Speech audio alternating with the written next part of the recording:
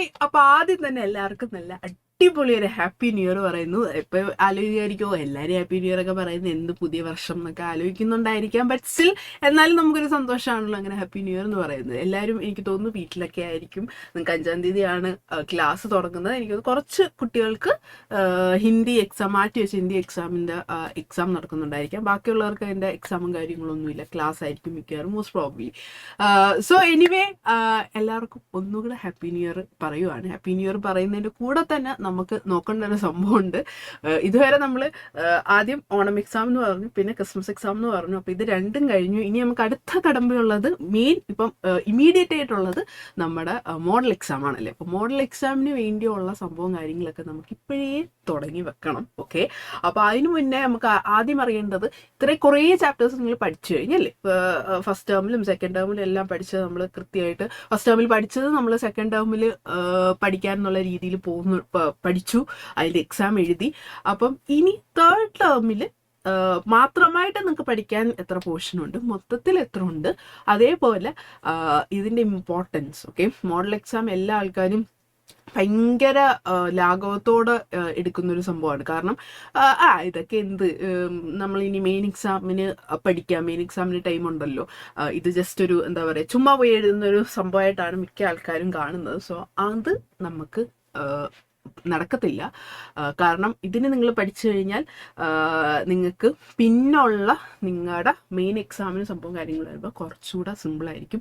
And plus ടുക്കാരെ സംബന്ധിച്ചിടത്തോളം ഇത്രയും മാസം ഉണ്ട് എന്നുള്ളത് കൺസിഡർ ചെയ്യാനേ പറ്റത്തില്ല. കാരണം നിങ്ങൾക്ക് ലാബും എക്സാമും കാര്യങ്ങളൊക്കെ വരുമ്പോഴത്തേക്കും ഫുള്ള് പോകും. ഓക്കെ, അപ്പോൾ അതുകൊണ്ട് നമുക്ക് എന്തായാലും ഓരോന്നോരോന്ന് നോക്കാം. തേർഡ് ടേമിലെ പോർഷൻസ് ഏതൊക്കെയാണെന്നുള്ളതും മൊത്തത്തിൽ എത്ര ആണെന്നുള്ളതും ഉള്ള സംഭവങ്ങൾ ജസ്റ്റ് ഒന്ന് നോക്കാം. ഓക്കെ, അപ്പം കമ്പ്യൂട്ടറൈസ്ഡ് അക്കൗണ്ടിങ്ങും AFS-ഉം പറഞ്ഞു പോകുന്നുണ്ട്, രണ്ടും പറഞ്ഞു പോകുന്നുണ്ട്. അപ്പം നിങ്ങൾ ഫസ്റ്റ് കമ്പ്യൂട്ടറൈസ്ഡ് അക്കൗണ്ടിങ്കാരുടെ പോർഷൻസ് ആണ് പറയുന്നത്. സോ നിങ്ങൾ AFS എടുത്തിട്ടുള്ളവരാണെന്നുണ്ടെങ്കിൽ ഒന്ന് ഫ്രണ്ടിലോട്ട് സ്കിപ്പ് അടിച്ചാൽ നിങ്ങളുടെ പോർഷൻസ് കിട്ടും. ഓക്കെ, അപ്പോൾ ഫസ്റ്റ് നമുക്ക് കമ്പ്യൂട്ടറൈസ്ഡ് അക്കൗണ്ടിങ്ങിനെ നോക്കാം. കമ്പ്യൂട്ടറൈസ്ഡ് അക്കൗണ്ടിങ്ങിൽ മെയിൻ ബാക്കിയുള്ള സംഭവങ്ങൾ കമ്പ്യൂട്ടറൈസ്ഡ് അക്കൗണ്ടിങ്ങിന് AFS-കാർക്കും സെയിം ആണ്. പാർട്ട്ണർഷിപ്പിൻ്റെ കേസ് വരുമ്പോൾ തേർഡ് ടേമിൽ നിങ്ങൾക്ക് പഠിക്കാൻ ആകെപ്പാടെ എക്സ്ട്രാ ആയിട്ട് പഠിക്കാനുള്ള പോർഷൻ എന്ന് പറഞ്ഞാൽ ഒറ്റ ചാപ്റ്ററേ ഉള്ളൂ, ഡിസൊല്യൂഷൻ ഓഫ് പാർട്ട്ണർഷിപ്പിൻ്റെ കേസിലാണ് പറയുന്നത്. ഓക്കെ, അപ്പോൾ അതിൽ ഈ പറഞ്ഞ പോലെ ഡിസൊല്യൂഷൻ ഓഫ് പാർട്ട്ണർഷിപ്പ് ഫോം മാത്രമേ ഉള്ളൂ പഠിക്കാനുള്ളത്. ആൻഡ് അതിൻ്റെ വെയിറ്റേജ് സ്കോറേജ് എന്ന് പറഞ്ഞാൽ 11 മാർക്കാണ്. അപ്പം നിങ്ങൾക്ക് ഇതിൽ കാണുമ്പോൾ തന്നെ മനസ്സിലാവും, ഫസ്റ്റ് ചാപ്റ്ററിൽ നിന്ന് നമുക്ക് 8 മാർക്കിൻ്റെ ആണ്. അതിലും കൂടുതലാണ് ഏത് ചാപ്റ്ററിൽ വരുന്നത്, 13 മാർക്കിനാണ് നമ്മുടെ അഡ്മിഷൻ ഓഫ് എ പാർട്ട്ണർ എന്നുള്ള രീതിയിൽ ആ ചാപ്റ്ററിൽ നിന്ന് ക്വസ്റ്റ്യൻസ് വരുന്നത്. പിന്നെ റിട്ടയർമെൻറ്റ് ഡെത്തും ആദ്യത്തെ ചാപ്റ്ററും നാലാമത്തെ ചാപ്റ്ററും ഏകദേശം അല്ല സെയിം ആണ്, 8 മാർക്ക് എന്നുള്ളതാണ്.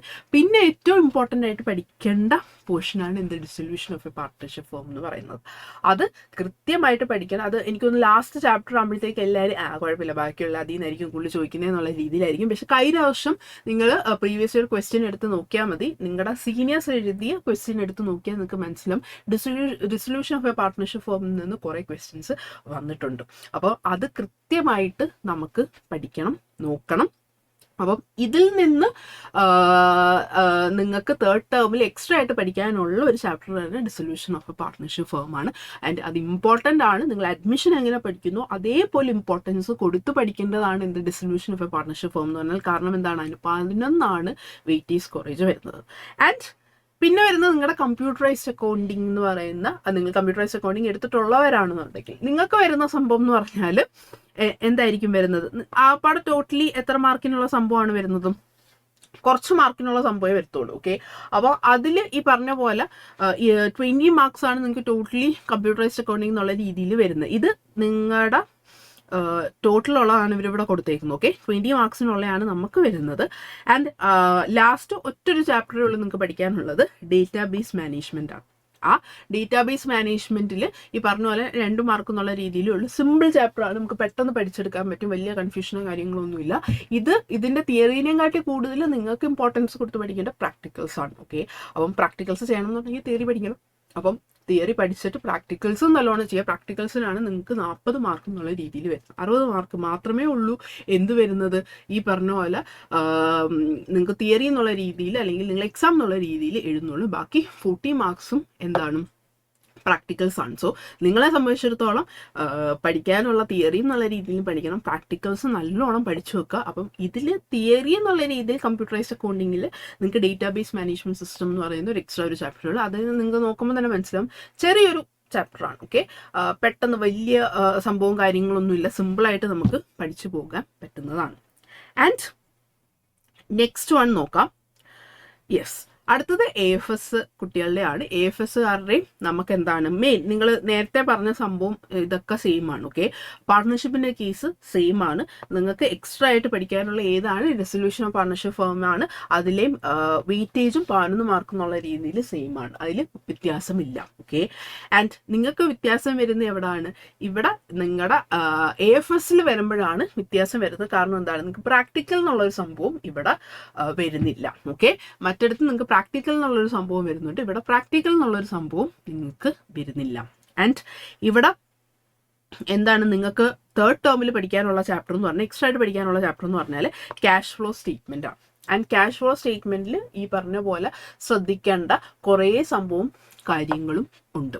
ആൻഡ് ഇതിലെന്താണ് 5 മാർക്കിന്റെ ക്വസ്റ്റ്യൻ ആണ്. ഓക്കെ, 5 മാർക്കിന്റെ ക്വസ്റ്റ്യൻ ആണ്. ഏറ്റവും കൂടുതൽ ചോദിക്കുന്നത് ഫസ്റ്റ് ചാപ്റ്ററിൽ നിന്നാണ് 12 മാർക്കിന്. അതാണ് ഏറ്റവും കൂടുതൽ വെയിറ്റേജ് ഉള്ള ചാപ്റ്റർ. പിന്നെ വരുന്ന അത് എന്ന് പറഞ്ഞു കഴിഞ്ഞാൽ അക്കൗണ്ടിങ് റേഷ്യോസ് ആണ്. പിന്നെ ഇഷ്യൂ ഓഫ് റിഡംഷൻ ഓഫ് ഡിബെഞ്ചേഴ്സും അതേപോലെ analysis of financial statement 6 mark എന്നുള്ളതാണ്. Financial statements of a company 3 mark മാത്രമേ ഉള്ളൂ. ഓക്കെ, അത് ചെറിയ ചാപ്റ്ററാണ്, വലിയ ഇതല്ല. പക്ഷേ ഈ 3 മാർക്കിനാണെങ്കിലും നമുക്ക് അത് അതിൽ നിന്ന് ചോദിച്ചാൽ എഴുതാൻ അറിയണം എന്നുള്ളതാണ്. അതിന് തേർഡ് ടേം എന്നുള്ള രീതിയിൽ പഠിക്കാനുള്ളത് ക്യാഷ് ഫ്ലോ സ്റ്റേറ്റ്മെന്റ്സ് ആണ്. ഓക്കെ, അപ്പോൾ അത് കൃത്യമായിട്ട് ഞാൻ പറഞ്ഞ പോലെ നിങ്ങളെ സംബന്ധിച്ചിടത്തോളം പ്രാക്ടിക്കൽസോ കാര്യങ്ങളൊന്നും വരുന്നില്ല. ഓക്കെ, എല്ലാം തിയറിയാണ് കൂടുതലും വരുന്നത്, അല്ലെങ്കിൽ നിങ്ങൾക്ക് എഴുതാനാണ് റിട്ടേൺ സംഭവമാണ് വരുന്നത്. അപ്പോൾ അത് കൃത്യമായിട്ട് നമുക്ക് പഠിച്ചേ പറ്റത്തുള്ളൂ. പ്രാക്ടിക്കൽസ് എന്നുള്ള രീതിയിൽ ഡിപ്പെൻഡ് ചെയ്ത് നിൽക്കാൻ പറ്റത്തില്ല.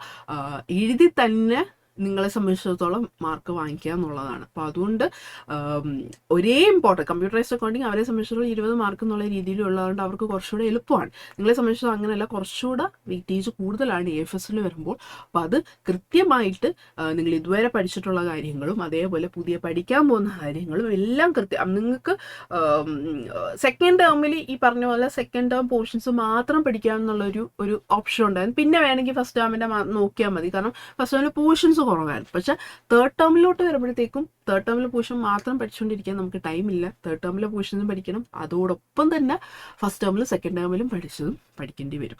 അപ്പം അതുകൊണ്ട് നിങ്ങൾ ചെയ്യേണ്ട സംഭവം എന്താണ്? ഇപ്പോഴേ നല്ല രീതിയിലൊരു പ്ലാൻ തുടങ്ങുക. പുതിയതായിട്ട് പഠിക്കുന്നത് തന്നെ ആദ്യം നല്ല രീതിയിൽ പഠിക്കുക. അതേപോലെ തന്നെ അതിൻ്റെ കൂടെ ഉള്ള ഫസ്റ്റ് ടേമിലെ സെക്കൻഡ് ടേമിലെ പോർഷൻസും കൂടെ നോക്കുക. ആൻഡ് ഇമ്പ്രൂവ്മെൻ്റ് എഴുതുന്നവരുണ്ടെന്നുണ്ടെങ്കിൽ നിങ്ങളുടെ എക്സാമിൻ്റെ കൂടെ തന്നെ ആയിരിക്കും +1ൻ്റെ ഇമ്പ്രൂവ്മെൻറ്റ് നിങ്ങൾക്ക് എഴുതേണ്ടി വരുന്നത്. അപ്പോൾ അതിനുള്ള പ്രിപ്പറേഷൻ തുടങ്ങുക, പ്ലാൻ ചെയ്ത് ചെയ്യുക. കാരണം ഫെബ്രുവരി ആകുമ്പോഴത്തേക്കും നിങ്ങൾക്ക് ഫുള്ള് മോഡൽ എക്സാം, പ്രാക്ടിക്കൽസ് അങ്ങനെ ഓരോരോ ജാനുവരിയിലും കാണും, സ്കൂൾ തന്നെ നടത്തുന്ന പ്രാക്ടിക്കൽസും കാര്യങ്ങളൊക്കെ കാണുന്നതുകൊണ്ട് ഫുൾ ബിസി ആയിരിക്കും. അതുകൊണ്ട് ഇപ്പോഴേ നല്ല രീതിയിൽ പഠിച്ചു തുടങ്ങുക, സെറ്റായിട്ട് പഠിക്കുക. ഇമ്പോർട്ടൻ്റ് ആണ്. ഇനി അങ്ങോട്ട് ടൈമേ കിട്ടത്തില്ല. സെക്കൻഡ് ടേമിൽ കിട്ടിയ പോലെ ടൈം നിങ്ങൾക്ക് തേർഡ് ടേമിൽ കിട്ടത്തില്ല. അതുകൊണ്ട് ഇപ്പോഴേ നല്ലോണം പഠിച്ചു തുടങ്ങുക. നമ്മൾ ലൈവും കാര്യങ്ങളൊക്കെ ആയിട്ട് വരുന്നതായിരിക്കും. ഇനി എന്തെങ്കിലും ഡൗട്ടും കാര്യങ്ങളും ഉണ്ടെങ്കിൽ ഡു കമൻറ്റ് ബിലോ. നിങ്ങൾക്ക് ഇനി വീഡിയോ വേണം, ഇങ്ങനത്തെ എന്തെങ്കിലും ഒരു വീഡിയോ ചെയ്യണേ, അല്ലെങ്കിൽ എന്താണ് ഇതെന്നുള്ളതൊന്ന് എക്സ്പ്ലെയിൻ ചെയ്തു, അങ്ങനെ എന്തെങ്കിലുമൊക്കെ കാര്യങ്ങളുണ്ടെന്നുണ്ടെങ്കിൽ ഡു കമൻറ്റ് ബിലോ. നമ്മൾ അതിൻ്റെ വീഡിയോ ഷോർട്സോ അല്ലെങ്കിൽ ലൈവിലോ അത് എക്സ്പ്ലെയിൻ ചെയ്യുന്നതായിരിക്കും. Thank you.